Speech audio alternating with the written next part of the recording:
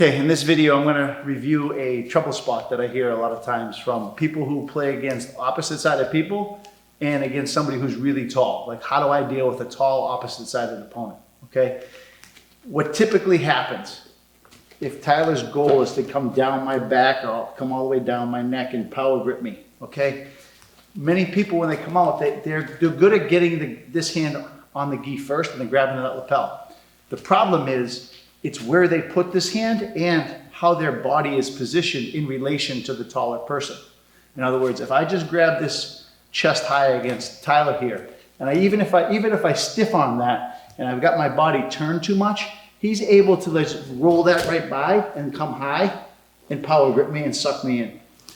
Okay, so when I'm playing a taller person, I want to change my body and be more square.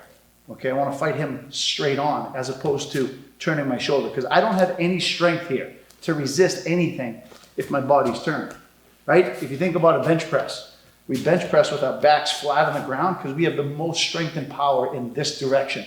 Okay, so when I come out and put my hands on Tyler, I want to put my hand on him and I want to actually have him right in front of me. So this is step one, is to come out and reach the lapel and to have him straight on. So it doesn't matter how tall he is, it's hard for him to reach because I can control this shoulder.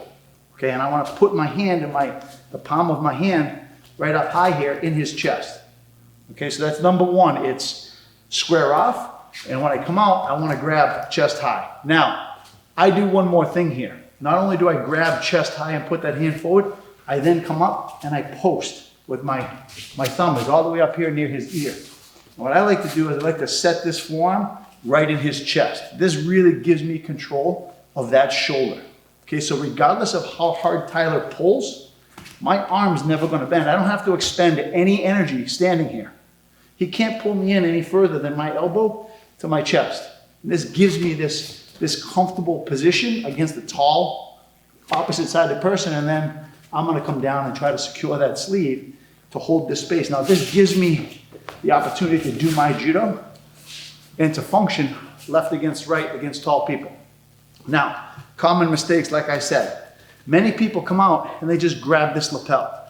And if they grab that lapel and they stiff arm, it's in his chest. It's not controlling that shoulder. So my opponent is still really, really strong here, and he will eventually break that arm down. And I can't stand here with a stiff arm anyway because I'm going to get a penalty. Okay, so number one, I don't want to do that.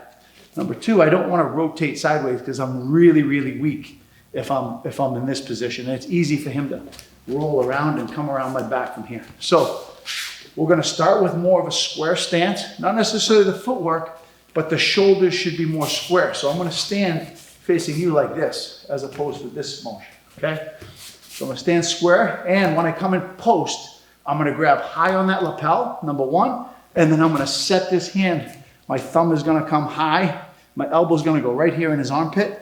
And now, with this position, I'm not going to get sucked in, and he's not going to be able to come up, grab that arm, and pull it by, because I can then come and take his sleeve.